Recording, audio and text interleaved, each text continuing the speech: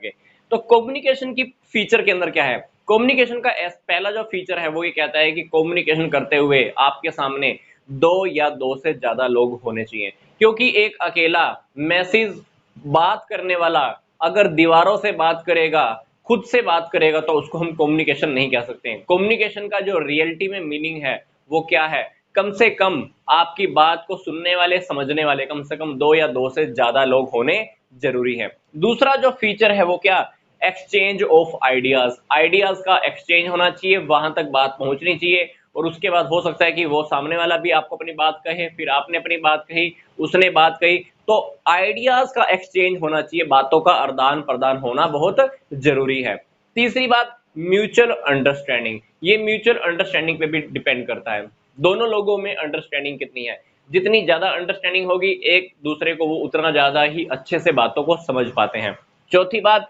Direct and indirect communication, आपने किसी person से फेस टू फेस बात की, उसको हम बोलते हैं डायरेक्ट कम्युनिकेशन।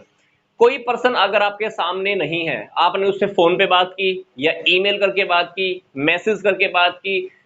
तो उसको हम बोलते हैं इनडायरेक्ट कम्युनिकेशन। तो कम्युनिकेशन का मतलब ये नहीं है कि सामने वाला आपके सामने खड़ा है तभी आपको बात करनी है तो ही कम्युनिकेशन होगा, नो, कम्युनिकेशन डायरेक्ट भी हो सकता है, मतलब फेस टू फेस भी हो सकता है, इनडायरेक्ट भी हो सकता है, मतलब फेस टू फेस नहीं है, फोन के थ्रू, व्हाट्सएप के थ्रू, मैसेज के थ्रू, ईमेल के थ्रू भी बात करनी है, तो आप वो भी कम्युनिकेशन के अंडर में आती है।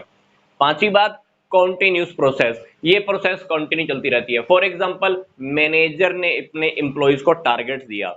मैनेजर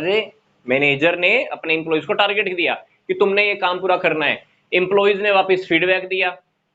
फिर या मैनेजर उसको क्या करता है, बार बार उस काम की उसकी इवैल्यूएशन करता रहता है, क्या तुमने टारगेट पूरा किया कि नहीं किया। तो ये प्रोसेस कंटिन्यू चलती रहती है, बार बार हम उसके ऊपर वर्कआउट करते रहते हैं। ऐसा नहीं है कि हमने किसी को एक बार काम दे दिया बस वहीं तक बात खत्म होगी, ये कम्युनिकेशन ऑर्गेनाइजेशन के अंदर हमको बार बार करनी पड़ती है, बातचीत चलती रहती है।